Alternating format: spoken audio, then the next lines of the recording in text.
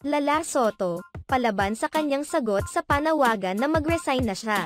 Naging palaban ang sagot ng Movie and Television Review and Classification Board Chairperson na si Lala Soto sa mga taong nananawagan na mag-resign na siya sa kanyang posisyon dahil sa pagiging bias niya at sa pagbasura sa inihain na motion for reconsideration ng ABS-CBN.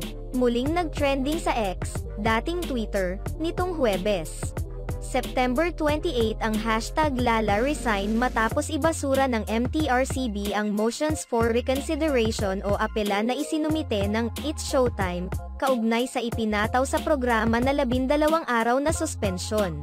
Sa isang press conference ng MTRCB hinggil sa ginawa nilang desisyon sa It's Showtime, matapang na sinagot ni Lala Soto ang kanyang mga bashers na humihiling na sana ay tuluyan na siyang bumaba sa kanyang pwesto. Naging direkta din ang kanyang sagot sa kanyang mga bashers, kung saan ipinunto niya na ginagawa lamang niya ang kanyang trabaho. I'm not going to satisfy the whims of my detractors.